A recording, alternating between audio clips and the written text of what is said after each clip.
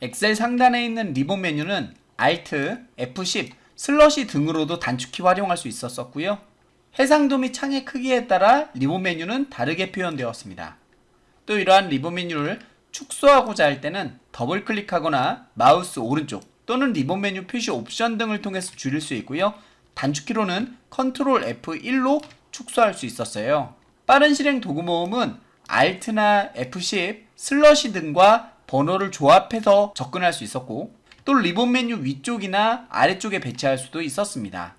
이름 상자의 이름을 정의할 땐 중복되어선 안되고, 셀의 이름 형태 안되고, 숫자 시작 안되고, 공백 안되고, 특수문자 안되고, 이러한 것들이 안된다고 했고요. 밑줄로 시작하거나 밑줄로 포함되는 건 가능하다고 말씀을 드렸어요. 수식 입력줄은 수식 및 원본이 표시되는 곳이라고 말씀을 드렸고, 상태 표시줄은 작업의 상태, 매크로의 정보, 기본 함수 등에 대한 정보, 기본 보기, 페이지 레이아웃 보기, 페이지 나누기 미리 보기 등과 같은 보기 화면, 그리고 10에서 400%까지 확대 축소할 수 있는 확대 축소의 내용 등이 있다고 말씀을 드렸습니다. 작업을 하는 영역을 시트 또는 워크시트라고 했는데요. 이 시트 끝으로 이동하려면 컨트롤 키를 누르고 방향 키를 누르면 됐었죠. 또 가로는 행이라고 말씀드렸고 번호로 표현되어 있었습니다. 이것은 Shift 스페이스바로 행 자체를 선택할 수 있었고요. 세로는 열이라고 했었고 문자로 표현되고 있습니다. 컨트롤 스페이스바로 열을 선택할 수 있었죠. 셀은 열과 행을 교차해서 읽으셨으면 됐고, 전체 셀을 선택하고자 할 때는 컨트롤 시프트 스페이스바 또는 컨트롤 A 등을 누르면 전체 선택할 수 있었죠.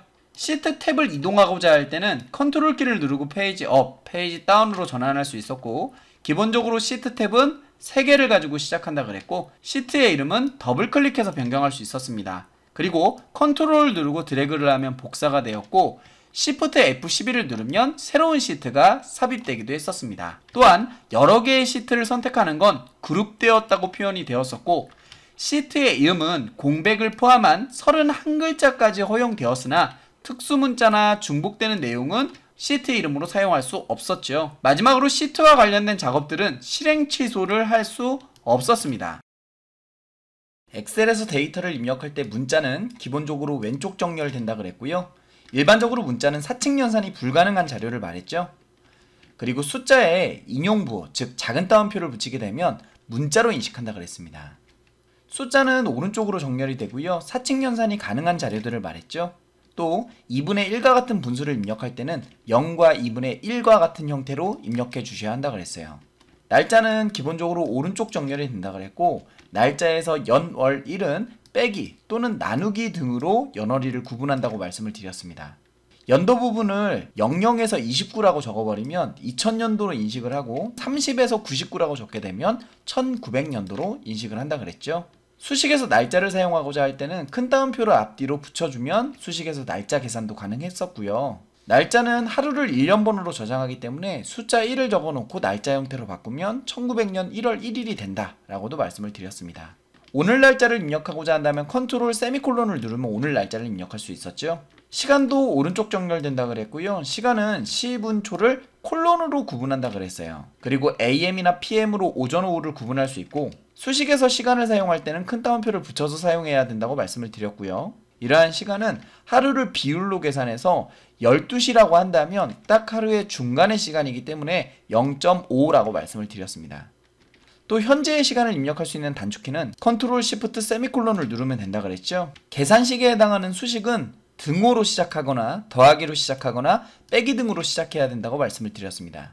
그리고 수식의 일부분의 영역을 잡고 F9를 누르게 되면 그 부분만 지금 계산할 수 있었고요. 결과를 보는 게 아니라 수식을 보고자 한다면 컨트롤 물결을 누르면 보기의 상태가 변했었죠.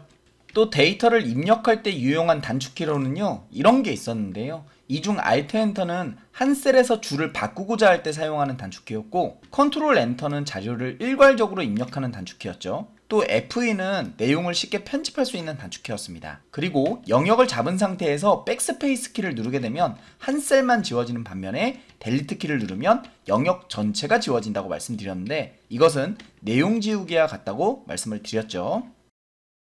파일, 엑셀 옵션에서 일반 탭에서는 새 통합 문서를 만들 때 기본 글꼴과 글꼴의 크기, 그리고 새 시트를 열었을 때 기본 보기의 상태, 그리고 포함할 시트의 수를 하나부터 255개까지 설정할 수 있었고 사용자 이름까지 설정할 수 있었죠. 고급 탭에서는 엔터의 방향과 소수점의 위치를 넣을 수 있었어요. 그중 소수점의 위치를 숫자 3이라고 쓰고 5를 입력하면 0.005가 입력되었었죠. 그리고 자동 완성 기능으로 문자를 자동 완성시켜 줄 수 있었고 사용자 지정 목록을 통해 우리가 목록을 꾸밀 수 있었죠. 자료를 숨긴 뒤 행과 열은 숨긴 곳보다 더 넓게 잡고 숨기기를 취소해야 한다 그랬습니다. 워크시트는 최소 하나는 남겨두어야 한다 그랬습니다. 복사할 때 사용되는 임시 저장소란 클립보드라고 말씀을 드렸고요. 이 클립보드는 휘발성의 특징을 가지고 있고 24개까지 저장되었어요.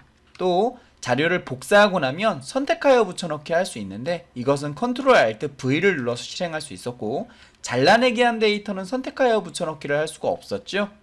또한 선택하여 붙여넣기의 대화 상자에는 이러한 기능이 있어서요. 복사한 데이터의 수식, 값, 서식, 메모, 유효성 검사 등을 붙여넣을 수 있었고 연산을 해서 붙여넣기를 하거나 내용이 있는 셀을 붙여넣기 하거나 행렬을 바꾸거나 또는 연결하여 붙여넣기 할 수 있는 기능들이 있었습니다.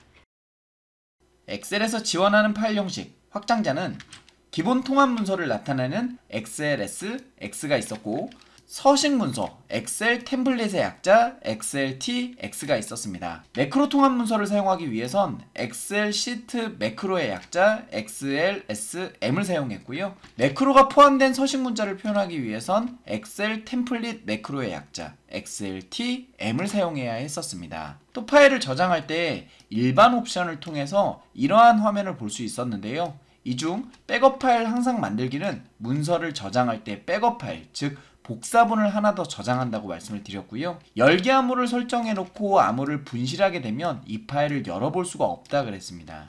또 쓰기 암호를 설정해 놓고 암호를 모르면 파일은 열어볼 수 있으나 같은 이름으로 저장할 수 없다라고 말씀을 드렸죠. 또한 읽기 전용 권장이라는 걸 체크하게 되면 파일을 열 때 읽기 전용을 불러올 수 있는 경고창이 뜬다라고 말씀을 드렸습니다.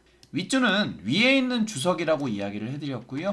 문자열 데이터에만 표시할 수 있어서 숫자나 비어있는 곳에는 윗줄을 걸 수가 없었죠. 찾기 및 바꾸기 기능을 이용해서 내용으로 찾을 수도 있었고 서식으로 찾을 수 있었고 시트나 통합 문서를 이용해서 찾을 수도 있고 검색 방향을 바꾸거나 수식, 값, 메모 등에서도 찾을 수 있었고 대소문자를 구별하거나 전체 셀 내용 일치로 찾아낼 수도 있었습니다. 반대 방향으로 찾고자 한다면 Shift를 누르고 찾기를 누르면 됐었죠. 또 문자를 대신해서 와일드카드, 즉 맞는 문자를 이용한 검색을 할 수 있는데요. 이곳에 맞는 문자는 별과 물음표가 있었는데 별은 모든 문자를 대신하는 기호라고 했고 물음표는 한 글자를 대신하는 기호라고 했었습니다. 맞는 문자 자체를 검색하고자 하는 경우에는 물결을 맞는 문자 기호 앞에 붙여서 검색을 하면 되었었죠. 데이터를 바꿔 표현할 수 있는 표시 형식에서 숫자 데이터를 표현하는 방식은요.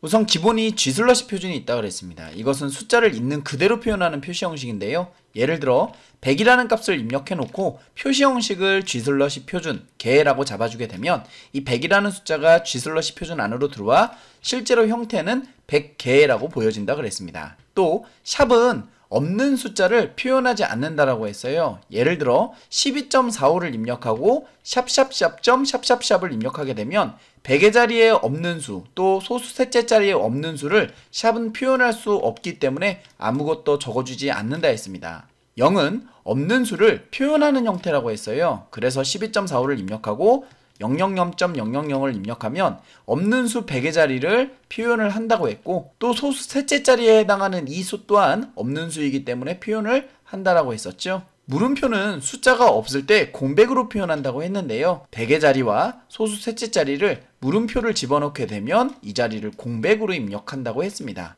추가적으로 물음표는 분수 형식을 나타낼 때도 사용한다고 했어요. 대분수의 형태로 표현하고자 한다면 앞에다가 샵을 적어서 샵과 물음표분의 물음표 이렇게 표현하는 것이 분수라고 했었습니다. 또 퍼센트 기호인 백분율은 입력된 숫자에 곱하기 100을 해서 퍼센트 기호를 붙여주는 것이 바로 백분율 표시 형식이었습니다. 또 숫자에서 쉼표에 해당하는 부분은요, 두 가지 의미가 있었죠. 샵과 0 사이에 쉼표를 집어넣게 되면 이것은 쉼표 스타일의 역할을 한다 그래서요. 만약에 뒤에 있는 콤마를 적지 아니하고 중간에 이렇게 콤마를 적게 되면 이 사이사이에 이렇게 쉼표가 찍힌다고 했고요. 그리고 표시 형식 뒤에다가 쉼표를 찍어주게 되면 천 단위 배수로 표현하는 형식으로 바뀐다 해서요. 요 쉼표 때문에 세 자리가 잘리고 잘린 이 부분에 반올림이 일어나서 결국 1, 2, 3, 5가 출력이 된다고 말씀을 드렸습니다. 또 문자를 표시하는 기호는요, 바로 골뱅이가 있었고요. 예를 들어 입력되는 자료가 서울이라고 한다면 이 서울이 골뱅이 자리에 들어와서 각각 서울랜드 서울이라고 이렇게 출력된다고 말씀을 드렸어요. 날짜 데이터에서 Y를 이용하게 되면 2017년 11월 5일을 입력했을 때 YY 두 글자를 넣게 되면 17년, Y를 4번 쓰게 되면 2017년 형태로 표현된다 그랬습니다. M은요, 11월이라고 가정했을 때 M 한 번은 11, 두 번도 11, 세 번은 노벰버의 앞에 세 글자, 네 번은 노벰버 이런 식으로 영어의 명칭이 나왔었죠. 마찬가지로 11월 5일을 입력하고 D의 표시 형식을 잡게 되면 5일에 해당하는 5, DD를 적었을 땐 05, DDD를 적었을 때 요일의 영문 표현에 세 글자를 표현한다 그랬고 DDDD를 4번 적으면 영문 표기가 된다 그랬어요. A의 표시 형식을 이용하게 되면 요일이 한글로 표현된다 그래서요. A를 3번 넣으면 1, A를 4번 넣으면 1요일 형태로 나온다고 했습니다. 시간의 표시 형식은 hour에 해당하는 h, 이것은 시에 해당하는 것이었고요. 13시 3분을 입력하고 나서 h를 한 번 적으면 13, 두 번 적었을 때도 13 이렇게 표기된다 그랬고요. 분에 해당하는 minute, m을 표현했을 때는 한 번 적었을 때 3, 두 번 적었을 때 03 형태로 쪼개진다 했는데 시간 표시 형식일 경우에만 사용한다 했습니다. 즉 h와 s를 같이 써야지만 이게 minute으로 작동한다 그랬어요. 세컨드는 초를 나타낸다 그랬고 한 번 적었을 때 0, 두 번 적었을 때 00 형태로 표기가 됐다는 게 확인이 됐었죠. AM, PM이나 또는 A/P를 통해서 오전, 오후를 이런 식으로 표현할 수도 있었습니다. 그 외에 표시 형식의 규칙으로는요. 대괄호를 이용해서 조건을 입력할 수도 있었고 글꼴의 색을 표현할 수도 있었습니다. 또 대괄호를 표현해서 조건을 입력하지 않으면 양수의 표시 형식 자리, 음수의 표시 형식 자리, 영의 표시 형식 자리, 문자의 표시 형식 자리로 지정이 된다고 했고요. 이 사이사이는 세미콜론으로 구분을 한다고 했죠. 또한 양수나 음수나 영, 문자처럼 이렇게 세미콜론으로 뭔가를 구분한 형태에서는 음수 기호는 생략이 된다고 말씀을 드렸습니다. 또 양수 자리를 지우고 음수 자리를 지우고 영 지우고 문자를 지워서 결국 세미콜론 3번만 적게 되면 이것은 자료가 아예 표현이 되지 않는다라고 말씀을 드렸죠. 곱하기의 기호는 특정 기호를 셀의 너비만큼 반복해 줄 수 있는 그러한 기능을 가지고 있었어요. 표, 바꿔 말해 테이블의 기본적인 구조는 표의 제목에 해당하는 필드가 있었고 그리고 표의 내용에 해당하는 레코드가 있었습니다. 중복된 항목 제거라는 기능은요. 필드 및 열을 기준으로 중복되는 레코드를 삭제하는 기능을 말했죠. 외부 데이터 가져오기를 통해 액세스 파일, 웹, 텍스트, SQL, XML, 쿼리, 데이터 연결 마법사 등의 파일을 가져올 수 있었습니다. 텍스트 파일을 가져올 때 실행되는 텍스트 마법사는요. 1단계에서 구분 기호로 분리됐는지 또는 너비가 일정한지를 결정하고 만약 구분 기호로 분리됐다라고 하면 2단계에서 구분 기호를 선택한다 했고요. 만약 너비가 일정하다 했으면 2단계에서 열 구분선을 선택하고 마지막 단계에서는 각 열의 서식을 지정한다라고 말씀을 드렸습니다.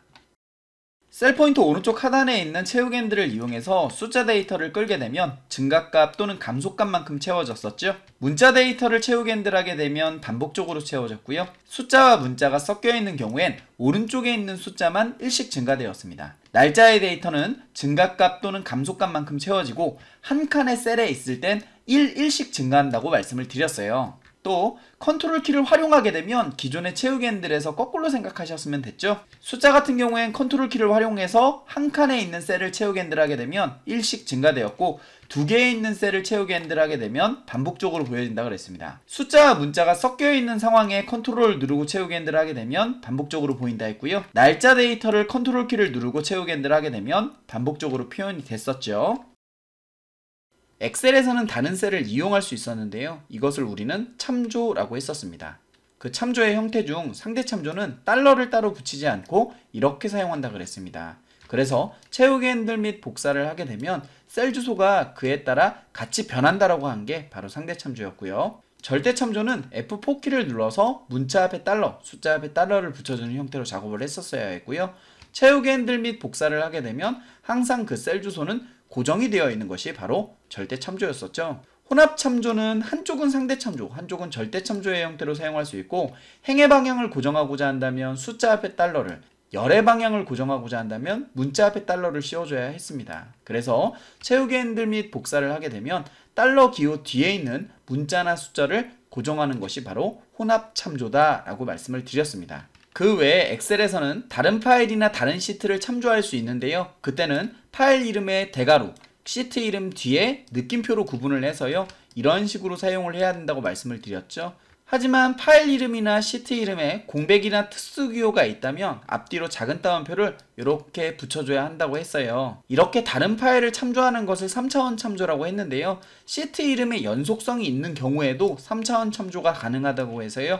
예를 들어 더하기를 나타내는 sum이라는 함수 안에 1번 시트부터 3번 시트까지의 A1셀을 계산하고 싶으면 이와 같은 식으로 집어넣으면 된다라고 했고, 이 뜻은 말씀드린 것처럼 시트 1부터 시트 3까지의 A1셀을 더해 주어라 라는 의미가 되었었죠. 셀의 범위와 범위 사이에 공백을 집어넣으면 두 개의 범위에 교점이 선택된다고 말씀을 드렸습니다. 필터에서 고급 필터는 자료를 조건에 맞게 필터하는 기능을 말했죠. 이 고급 필터의 대화 상자에서는 현재 위치의 필터 또는 다른 장소에 복사할 수 있었고요. 또 동일한 레코드는 하나만 추출할 수 있는 특별한 기능도 있었습니다. 그리고 이러한 필터를 진행할 땐 숨겨진 셀까지 필터된다는 것도 아실 거예요. 수식을 이용해 조건을 작성할 때는 그 필드의 이름을 반드시 다른 이름으로 사용해야 한다는 특징도 있었습니다. 이러한 필터에서 사용하는 조건들의 예제를 보시면요. 숫자에 해당하는 이상, 이하, 초과, 미만에 해당하는 기호들을 이와 같이 작성을 하시면 되고, 또 와일드카드, 즉 만능 문자를 이용해서 A로 시작하고 A로 끝나고 A를 포함하는 자료를 검색할 수 있을 뿐만 아니라 A로 끝나는 두 글자, A로 시작되는 세 글자와 같은 기호를 표현할 수 있었습니다. 물론 와일드카드 자체를 검색하고자 한다면 물결을 와일드카드 기호 앞에 붙여야 된다는 사실도 잊지 말아두세요. 그 외에 부정문, 즉 같지 않다라는 의미는 작다, 크다라는 기호를 넣으면 된다는 거 알고 계시죠? 만약 조건이 두 개 이상 연결되어 있고 그 조건 사이에 그리고 이면서 둘 다와 같은 AND로 연결되어 있으면 이러한 형태로 적어주시면 된다 했고요. 또는 두 개의 조건이 또는 이거나와 같이 오화 형태로 연결되어 있다면 이러한 형식으로 적어주시면 된다 했습니다. 또 다른 필터인 자동 필터에서는 두 개의 필드의 조건을 지정하는 경우에 오화 연산이 안 된다고 말씀드렸죠.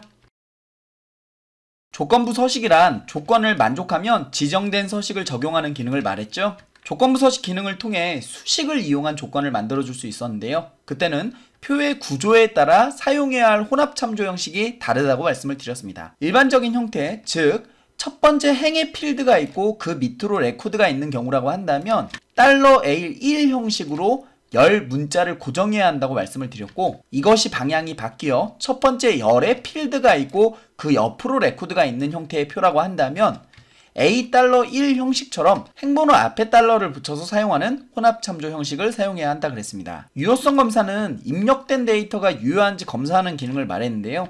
이곳에서는 설정 탭에서 제한 대상을 지정할 수 있었고, 설명 메시지에서 자료를 입력할 때 보이는 설명을 설정할 수 있었고, 오류 메시지를 통해 유효하지 않은 데이터를 입력할 때 어떤 메시지를 보일지 설정할 수 있었고, IME 모드를 통해 자료를 입력할 때 한글이나 영어를 자동으로 설정해주는 기능이 있었었죠. 메모란 셀에 대한 설명을 입력할 수 있는 기능을 말했고요. 이러한 메모는 삭제하고자 한다면 메모 삭제 또는 완전 삭제로 메모를 제거할 수 있다고 말씀을 드렸습니다. 하이퍼링크란 클릭하면 특정 위치 또는 개체로 연결할 수 있는 기능을 말했는데요. 단추라는 개체는 하이퍼링크를 지정할 수 없다라는 특징이 있었습니다. 데이터 가상 분석의 목표값 찾기 기능은 결과값은 알지만 결과가 목표하는 값을 모를 때 사용하는 기능이라고 했었죠. 수식셀, 찾는 값, 값을 바꿀 셀을 순서대로만 넣어서 사용하는 형태로 사용하시면 된다고 했습니다. 시나리오란 자료가 변함에 따라 그 결과를 예측하는 기능을 말했었죠. 시나리오에서 변경셀은 최대 32개까지 지정할 수 있었고요. 시나리오의 결과셀은 반드시 변경셀의 값을 참조한 수식으로 되어 있어야 한다고 말씀을 드렸습니다. 또한 시나리오는 요약 단추를 통해 시나리오 요약 보고서 또는 시나리오 피벗 테이블 보고서로도 만들 수 있다고 했고요. 이렇게 만들어진 시나리오 요약 보고서나 피벗 테이블의 보고서는 자동으로 값이 갱신되지 않았었습니다. 또한 병합 단추를 이용해 다른 문서에 있는 시나리오 또는 다른 시트에 있는 시나리오를 가져올 수 있다라고 말씀을 드렸습니다. 또 데이터 표란 한 개나 두 개의 값을 변화시켜서 그 변화의 결과를 표 형태로 볼 수 있는 기능을 데이터표라고 했었죠. 이렇게 만들어진 데이터표의 결과는 일부분의 내용을 변경하거나 삭제할 수 없다라고 말씀을 드렸습니다. 엑셀에서의 정렬은 오름차순, 내림차순 또는 사용자 지정 목록 순으로 정렬할 수 있다고 말씀을 드렸고요.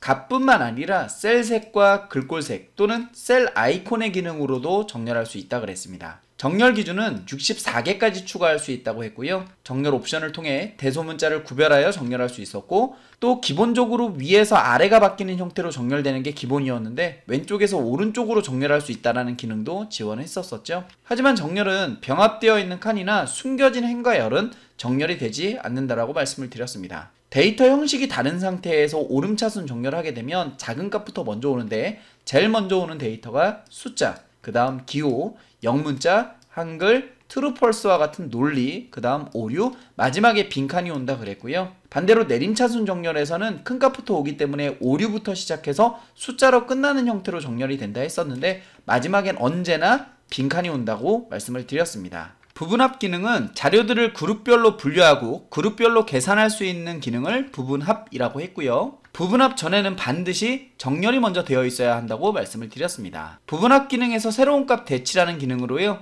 기존의 부분합을 새로운 값으로 대체할 수 있었고, 또 그룹 사이의 페이지 나누기라는 기능을 통해서 인쇄 시 각 그룹별로 인쇄가 가능하다고 말씀드렸어요. 데이터 아래에 요약 표시를 할 수 있고 또는 위에 표시할 수 있는 기능도 있었죠. 또 부분합에서 사용할 함수로는 합계, 개수, 평균, 최대값, 최소값, 곱, 편차, 분산 이런 것들이 있었고요. 또 부분합을 하고 난 후엔 윤곽 기호를 이용해서 하위 목록의 데이터를 표시하거나 감출 수 있었는데 이는 8수준까지 표현할 수 있었고 1수준을 누른다라는 건 완전히 감춘다라는 의미와 같았었죠. 이렇게 만들어진 부분합은 모두 제거 단추로 부분합을 제거할 수 있는 기능이 있었습니다. 또 데이터 통합 기능은요, 분산되어 있는 자료를 하나로 통합해주는 도구를 말했는데요. 다른 시트나 다른 파일에 있는 데이터들도 통합할 수 있다고 말씀을 드렸죠. 또 레이블, 바꿔 말해 제목을 통해 통합을 할 수 있었는데요. 일치하지 않는 레이블이 있는 경우에 추가적으로 레이블을 생성하면서 계산이 되었었습니다. 또 이 통합에서는 만능 문자, 즉 와일드카드를 사용해서 통합할 수 있었고요. 같은 시트에 있는 자료는 원본 데이터 연결을 할 수 없다고 말씀을 드렸습니다.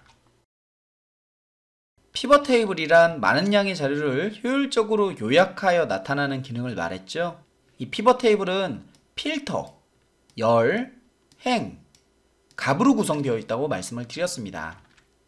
피벗 테이블에서 원본 데이터가 변경되면 반드시 새로 고침을 눌러야만 갱신이 된다고 말씀을 드렸고, 피벗 차트가 만들어진 후에 피벗 테이블을 지우게 되면 이러한 피벗 차트는 일반 차트가 된다고 말씀을 드렸습니다. 차트는 차트 영역 안에 그려지게 됩니다. 바로 이 영역을 차트 영역이라고 하죠. 이러한 차트는 축의 정보가 필요한데 세로로 그려지는 이 축을 값의 정보가 있다라고 해서 세로축 또는 값축이라고 하고요. 반대 방향으로 그려지는 이 축을 가로축 또는 항목축이라고 합니다. 이렇게 축들을 그리고 나면 그림들이 들어올 수 있는 영역이 있는데요. 그 영역을 우리는 그림 영역 이렇게 이야기를 합니다. 그림 영역 안에는 데이터의 값이 그래픽으로 표현되는 데이터의 계열이 있습니다. 지금 차트에 보여지고 있는 계열의 정보는 빨간색이 전국에 해당하는, 그리고 주황색이 다드림에 해당하는, 그리고 꺾은 선형으로 표현된 게 공부 시간에 해당하는 정보들이죠. 이러한 정보들은 범내에서 나타나고 있습니다. 계열의 추가적인 정보를 표현하기 위해 데이터에 이름표를 붙일 수 있는 데이터 레이블이라는 게 있고요. 또한 계열 간 얼마만큼의 오차를 나타내는지 오차 막대 등도 표현할 수 있습니다. 이러한 데이터들을 표의 형태로 표현한 것이 바로 그림 영역 아래에 있는 데이터 표라고 불리는 부분입니다. 차트의 종류로는 항목들을 서로 비교할 때 나타내는 세로 막대형과 방향이 다른 가로 막대형이 있었죠. 또 일정 기간의 추세를 나타낼 때 사용하는 꺾은 선형, 또 꺾은 선형과 같은 용도이지만 영역이 채워져 있는 영역형 차트가 있었습니다. 또 비율로 표시할 수 있는 원형 차트가 있었는데요. 이 차트는 하나의 계열만 사용할 수 있다는 단점이 있었죠. 이러한 원형 차트를 개선해서 여러 개의 계열을 표현할 수 있는 게 바로 도넛형이라는 차트였습니다. 분산형은 과학 데이터의 숫자 그룹을 XY 좌표로 표현하는 것을 분산형이라고 했고요. 이 분산형의 일종인 거품형은 세 개의 값을 비교할 때 사용할 수 있다고 그랬습니다. 또 주식형은 고가, 저가, 종가의 데이터를 표현할 수 있었죠. 표면형은 두 데이터의 집합에서 최적의 조합을 찾을 때 유용하게 사용할 수 있는 게 표면형이라고 했습니다. 방사형은 중간 지점에 뻗어나가는 축이 있어서요. 서로의 데이터를 이런 식으로 살펴볼 수 있었죠. 또한 추세선은 계열의 추세를 나타낼 때 사용할 수 있었는데요. 이러한 추세선은 3차원 차트에선 표현할 수 없고, 또한 원형, 도넛형, 방사형, 표면형 이러한 형태의 차트는 추세선을 그릴 수 없다라고 말씀을 드렸습니다. 페이지 설정에는 페이지, 여백, 머리글 바닥글, 시트 4개의 탭이 있었고요. 그중 페이지 탭에서는 용지의 배율을 10에서 400%까지 지정할 수 있었고, 또 자동 맞춤을 통해서 너비 한 장, 높이 한 장에 출력될 수 있도록 설정할 수 있었습니다. 여백 탭에서는요, 문서의 내용을 가로 가운데, 세로 가운데로 출력할 수 있는 설정을 할 수 있었고요. 또 시트라는 탭에서는 인쇄 영역을 지정할 수 있었고, 반복할 행열을 설정할 수 있었고, 그리고 눈금선의 표시 여부, 그리고 간단하게 인쇄를 해서 그림이나 차트를 제외한 인쇄, 그리고 행열 머리글을 체크해서 행열 머리글을 인쇄할 건지 하지 않을 건지, 마지막으로 메모에 대한 인쇄 설정을 이곳에서 할 수 있었습니다. 이 중 머리글 바닥글 탭에서는요, 다양한 기호를 눌러서 머리글이나 바닥글을 꾸며줄 수 있었는데요. 먼저 텍스트 서식의 단추는 이러했고, 현재 페이지 번호를 삽입하는 단추는 이러한 모양이었고, 전체 페이지 수를 삽입할 수 있는 단추는 이 모양, 날짜를 삽입하는 모양, 시간을 삽입하는 모양, 그리고 파일의 경로를 삽입하는 모양, 파일의 이름을 삽입하는 모양, 그리고 시트의 이름을 삽입하는 모양, 그림을 삽입하는 모양, 그림의 서식을 꾸며줄 수 있는 모양들이 이러한 아이콘들로 구성되어 있었습니다.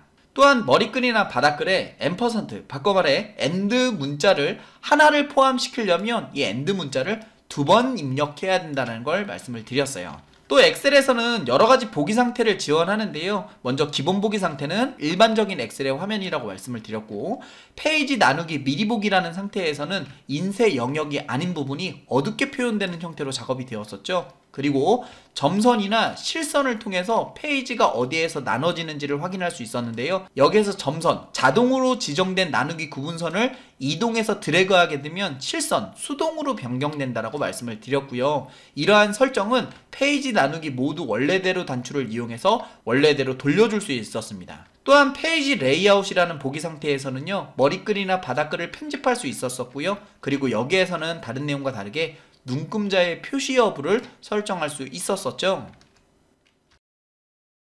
보기 리본 메뉴의 창 그룹에 있는 새 창이라는 기능은요, 똑같이 생긴 같은 문서를 다른 창의 형태로 여는 것이 바로 새 창이었었고요. 또 이곳에는 틀 고정과 창 나누기의 기능이 있었는데요. 여기서 틀 고정은 뭔가를 고정해서 보기 위함이었고, 이것은 각각의 영역을 스크롤할 수 없었고, 그리고 경계선을 클릭하거나 더블 클릭도 할 수 없었고, 위치 조절할 수 없었고요. 그리고 페이지 레이아웃 형태에서는 틀 고정을 지원하지 않았습니다. 또 창 나누기는요, 창을 나누어서 보고자 하는 목적으로 만들어졌고요. 그리고 이 기능은 영역별로 스크롤이 가능하고, 그리고 경계선을 더블 클릭하게 되면 기능이 해제되었고, 그리고 그 경계선의 위치를 조절할 수 있었고요. 이 창 나누기는 페이지 레이아웃에서도 볼 수 있었습니다. 이러한 틀 고정과 창 나누기는 동시에 실행할 수 없었고요. 그리고 두 가지 기능 다 셀 포인터 좌측 상단의 경계선이 나타난다고 했고요. 두 기능 모두 인쇄 시에 영향을 주지 않는다라고 말씀을 드렸습니다. 검토 리본 메뉴의 변경 내용 그룹에 있는 시트 보호는요, 데이터나 개체나 시나리오 보고서 등을 보호하는 기능으로서 셀 서식에 잠금 속성이 미리 되어 있어야지만 이 기능을 활성화해서 사용할 수 있었죠. 또한 통합문서 보호라는 기능은요, 구조를 보호할 수 있었는데, 이러한 구조를 보호하게 되면요, 시트를 추가하거나 삭제하거나 위치 등을 변경할 수 없도록 보호한다고 했고요. 바꿔 말해 시트 탭 자체를 보호한다라고 생각하셔도 괜찮습니다. 매크로란 반복적인 명령이나 작업을 기록해서 빠르게 수행하는 기능을 매크로라고 했었죠. 이러한 매크로를 만들 땐 매크로 기록 대화 상자가 편리했었는데요. 이때 매크로의 이름은 중복되어서는 안되고 숫자로 시작할 수 없고 공백을 포함할 수 없으며 특수 문자를 넣을 수 없다라고 말씀을 드렸죠. 하지만 밑줄로 시작하거나 밑줄을 포함하는 건 가능하니까 이건 예외적으로 기억해 주세요. 또한 이러한 매크로는 바로가기 키를 결정할 수 있는데요. 기본적으로 바로가기 키는 컨트롤과 영문자를 조합해서 사용했었고 숫자는 넣을 수 없다 그랬습니다. 그리고 바로가기 키를 대문자로 쓰게 되면 컨트롤, 시프트, 영문자를 조합해서 사용하는 형태로도 사용할 수 있다고 말씀을 드렸어요. 또한 매크로를 어디에 저장하는지에 따라 매크로 저장 위치가 있었는데요. 세 군데가 있었죠. 현재 통합 문서, 새 통합 문서, 개인용 통합 문서. 이 세 군데 중에서 개인용 통합 문서에다 저장하게 되면 다른 문서에서도 이 매크로를 실행할 수 있었고요. 이렇게 저장된 파일은 엑셀 스타트라는 폴더에 퍼스널 바이러니 파일로 저장된다라고 말씀을 드렸습니다. 또한 설명이라는 곳은요, 실행이 안 되는 주석 부분이라고 말씀을 드렸죠. 또 이러한 매크로를 만들 때 현재 셀을 기준으로 한 상대 참조 매크로가 있었고 또 위치와 관련 없이 실행되는 절대 참조 매크로가 있어서요, 사용자가 이것을 잘 골라서 매크로를 기록해야 됐었죠. 이러한 매크로를 관리할 수 있는 매크로 대화 상자는요, Alt F8이라는 단축키로 이 창을 열어줄 수 있었고요. 이곳에서 실행이라는 단추로 매크로를 실행할 수 있었고 또 한 단계씩 코드 실행으로 이 매크로의 코드를 한 줄씩 단계별로 확인할 수 있었고요. 그리고 옵션으로 매크로의 바로가기 키와 설명만 수정할 수 있다라고 말씀을 드렸습니다. 함수에서 sum은 인수들의 합계를 구할 때 사용하는 함수였고요. 에버리지는 인수들의 평균을 계산할 수 있었고 max는 최대값, min은 최소값을 각각 구해주었습니다. stdev는 인수의 편차를 계산하고요. 발은 인수의 분산을 계산했습니다. 프로덕트는 인수의 곱을 계산했고요. 미디안은 인수의 중앙값을 계산을 했습니다. 그리고 무언가를 세릴 때 사용하는 함수인 count가 있었는데요. 이 count는 다 세리는 게 아니라 숫자가 들어있는 칸만 세려준다 라고 말씀을 드렸고, 반대로 count A는 들어있는 셀의 개수를 세려준다, 즉 들어있는 칸의 개수를 구한다 라고 말씀을 드렸습니다. 또 count blank는 빈 칸의 개수를 구한다 라고 말씀을 드렸죠. 이러한 함수에서 true와 false를 사용하게 되면 true는 1로 계산이 되고 false는 0으로 계산이 된다 라고 말씀을 드렸어요. 또 수식을 작성하다 보면 다양한 오류가 일어났는데요. 샵샵샵이라는 오류는 값의 내용이 길 때 나타나는 오류였고, 샵 네임이라는 오류는 알 수 없는 텍스트를 사용할 때 나타나는 오류였고, 디비전 0은 숫자를 0으로 나누는 경우에 발생하는 오류였고, 넘버는 잘못된 숫자의 값을 넣을 때 나타나는 오류였습니다. ref는 참조가 잘못되었을 때 발생되는 오류였고요. 샵 na는 그 결과를 찾을 수 없을 때 나타나는 오류였었죠. 그리고 샵 null은 그 값이 비어있다라는 뜻이었고, 그리고 샵 value는 인수가 잘못됐다라는 뜻이었습니다. 마지막으로 순환 참조는 스스로를 참조하고 있는 경우에 나타나는 오류였었습니다. 앞서 보신 것처럼 합계를 계산하려면 sum, 평균을 계산하려면 average 등을 활용했었으면 됐는데요. 조건이 있는 합계를 계산하기 위해선 앞에다 d를 붙여주면 됐죠. 이러면 d 함수, 바꿔 말해 데이터베이스 함수가 된다 했습니다.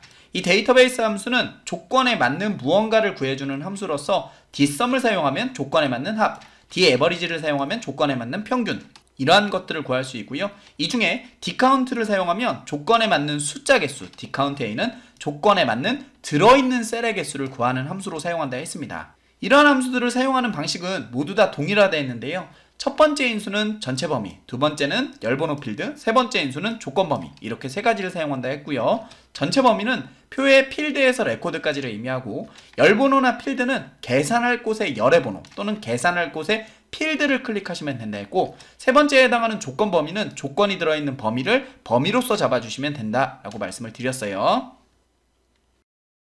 날짜와 시간 함수에서 today는 현재 날짜를 구할 때 사용하는 함수였고, now는 현재 날짜와 시간까지 구할 때 사용하는 함수였습니다. date는 인수로 연, 월, 일을 받아서 이 연, 월, 일에 해당하는 날짜 형식의 데이터로 변환해주는 함수였고요. time은 시분 초의 인수를 받아서 시간의 형식으로 변환해주는 함수였었죠. 날짜가 들어있는 셀을 이어 함수로 가져오게 되면 연도만, month 함수로 가져오게 되면 월만, day 함수로 가져오게 되면 일만 구할 수 있다라고 말씀을 드렸습니다. 시간이 들어있는 자료에서 hour로 데이터를 가져오면 시만, minute로 데이터를 가져오면 분만, second로 데이터를 가져오면 초만 구할 수 있었죠.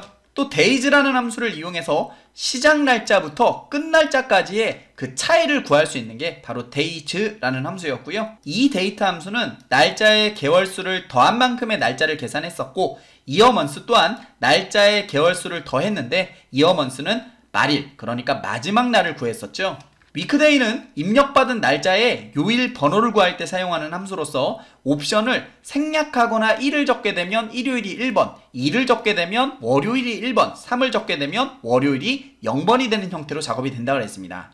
workday 함수는 시작 날짜의 일수를 더해주는데요. 평일만 계산한다 그랬죠. net work days라는 함수는 시작 날짜와 끝 날짜 사이에 며칠을 작업하는지, 즉 순 작업 일수를 구하는 게 바로 net work days라는 함수라 그랬고요. 마찬가지로 이 또한 평일만 계산한다라고 말씀을 드렸습니다. 통계함수에서 large는 범위에서 k번째로 큰 값을 구할 때 사용하는 함수였고, small은 범위에서 k번째로 작은 값을 구할 때 사용하는 함수였었죠. 또 mode 함수는 인수 중 가장 많이 발생한 값을 구할 때 사용하는 함수였습니다. 랭크는 자기 자신과 절대 참조되는 절대 범위, 그리고 옵션을 가지고 순위를 구했었는데, 이 옵션에 0을 쓰거나 생략을 하게 되면 큰 값이 1등이 되는 내림차순으로 순위가 매겨진다 했고, 옵션에 1을 적으면 작은 값이 1등이 되는 오름차순으로 순위가 매겨진다고 했어요. 이 랭크 함수 중 랭크 에버리지는 순위가 만약 같다면 평균의 순위를 반환했었고, 랭크 EQ는 순위가 만약 같다면 높은 순위를 반환한 것이 랭크 EQ였었죠. 수학과 삼각함수에서 랜드는 난수를 구하는데 0부터 1까지의 수를 랜덤하게 구하는 게 바로 랜드라고 했고요. 랜드 비트윈이라는 함수는 최소값과 최대값을 집어넣어서 그 사이에 있는 숫자의 난수를 만들어내는 게 랜드 비트윈이었죠. 파이는 3.14159에 해당하는 원주율을 구할 때 사용하는 함수였고요. 파워는 숫자의 제곱을 표현할 때 사용하는 함수였습니다. mod는 피제수를 제수로 나눴을 때의 나머지를 구하는 함수였고요. sqrt는 제곱근, 바꿔 말해 루트를 구할 때 사용하는 함수였습니다. int는 정수를 구하는데 크지 않은 정수를 구한다라고 말씀드렸죠. 또 abs는 부호를 생략하는 절대값을 구할 때 사용하는 함수라고 했습니다.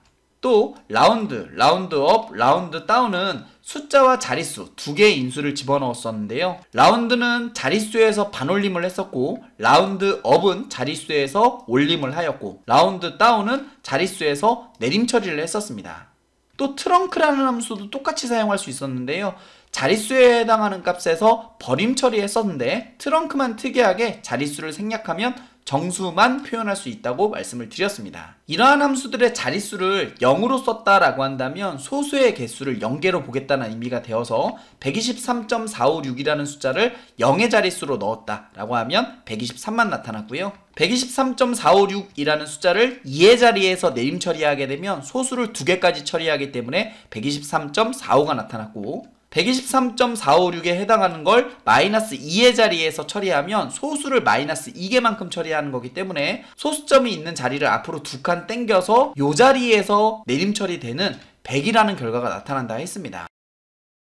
조건을 만족하는 개수를 구하기 위해 countIF 함수를 이용했으면 됐는데요. 사용하는 방식은 비교 범위 땡땡 조건을 넣었으면 됐고요. 지금 보시다시피 팀이 B팀인 개수를 구하기 위해선 이런 식으로 적어주시면 되겠죠. 단, 이 땡땡 조건을 적으실 때는 참조를 하거나 함수를 쓰게 되면 큰 따옴표를 넣으면 안 된다고 했고요. 그 외의 상황은 전부 다 큰 따옴표를 넣으셔야 된다고 말씀을 드렸습니다. 또 여러 개의 조건을 만족하는 개수를 구하고자 할 때는 countIF 뒤에 s를 붙여 countIF를 이용하시면 되겠고, 이럴 땐 비교범위 땡땡 조건, 비교범위 땡땡 조건이 계속 반복해서 사용될 수 있다라는 걸 말씀드렸죠. 또 조건을 만족하는 합계를 구하기 위해선 sumif라는 함수를 이용하면 됐고, 조건을 만족하는 평균을 구하기 위해선 averageif를 이용하면 됐는데요. 두 함수 모두 다 사용하는 방식이 동일했죠. 비교 범위 땡땡 조건 계산 범위를 넣으면 된다 했고요. 팀이 B인 점수의 합을 구한다고 치면 이렇게 넣어주면 됐었죠. sumif나 averageif에서 비교 범위와 계산 범위가 서로 같다면 계산 범위는 생략해도 괜찮다라고 말씀을 드렸습니다. 또 여러 개의 조건을 만족하는 합계를 구하거나 여러 개의 조건을 만족하는 평균을 구할 땐 sumif, averageif를 각각 이용하면 됐는데요. 이 함수들은 계산 범위를 먼저 넣어야 한다 했습니다. 그리고 비교 범위 땡땡 조건, 비교 범위 땡땡 조건을 반복해서 넣을 수 있습니다 라고 말씀을 드렸죠. 문자열 함수에서 left는 문자의 왼쪽에 글자 수만큼 가져오는 게 left 함수였고요. right는 문자의 오른쪽에 글자 수만큼 가져오는 게 right 함수였죠.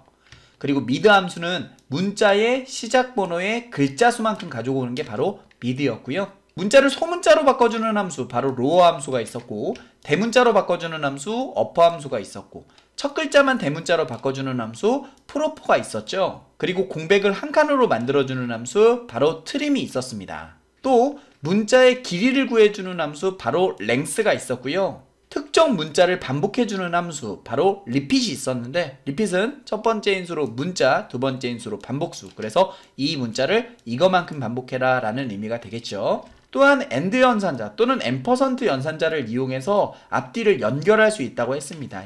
예를 들어 수식에서 합격 문자와 다드림 문자를 AND 연산자로 엮어주면 이것은 합격 다드림이 된다 그랬죠.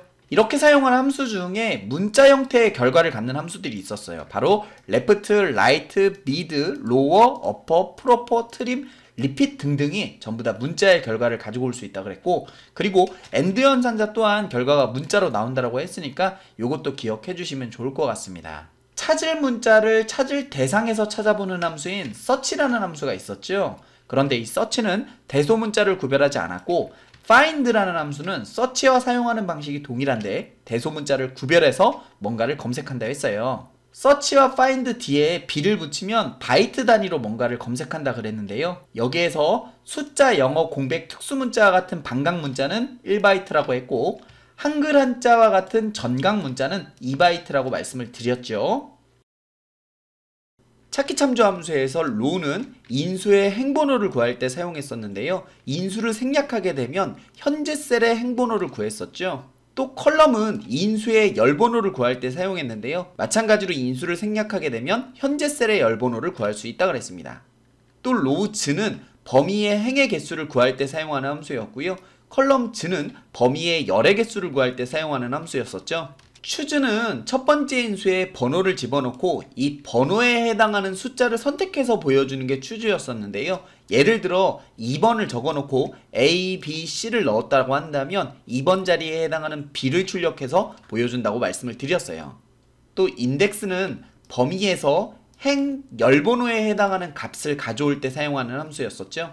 또 offset은 셀에서 행 열만큼 떨어진 자료를 가져올 때 사용하는 함수가 offset이었고요.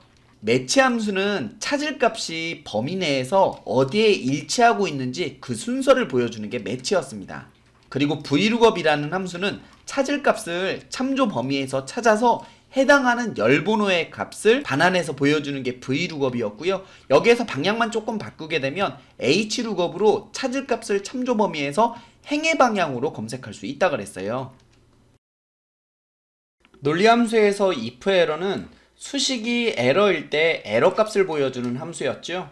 또 if는 조건이 참이면 참의 결과를, 거짓이면 거짓의 결과를 보여주는 게 if 함수였었죠.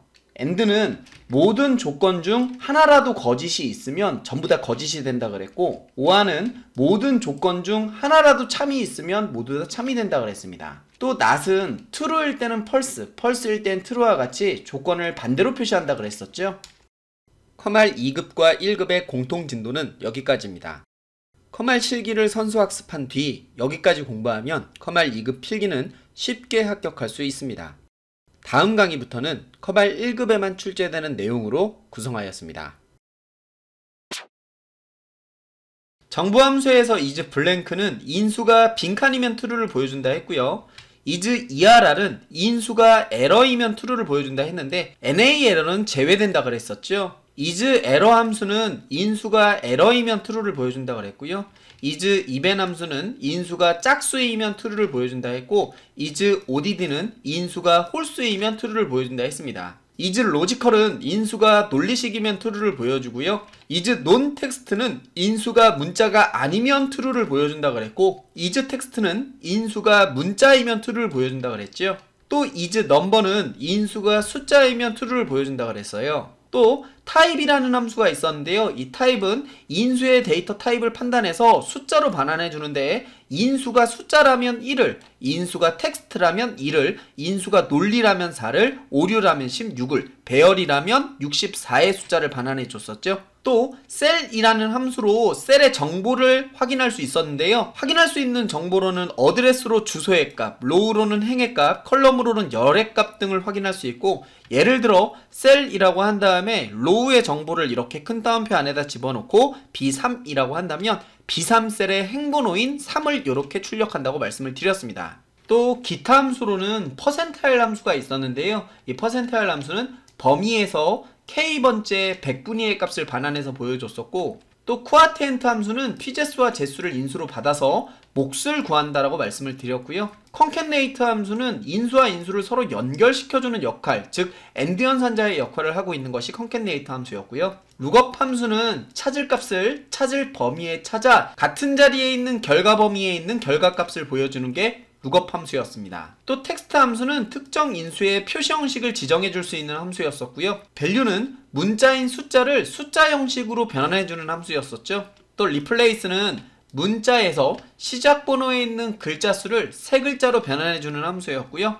substitute라는 함수는 문자의 옛 글자를 찾아 세 글자로 변경해주는 함수였었죠. 또 픽시드는 숫자만 집어넣으면 소수 두째 자리까지 반올림되어서 표현된다고 했고요. 만약 쉼표의 자리를 펄스로 넣거나 생략하게 되면 쉼표를 표현한다고 했고, 그리고 true를 넣으면 쉼표를 생략한다 라고 말씀을 드렸습니다.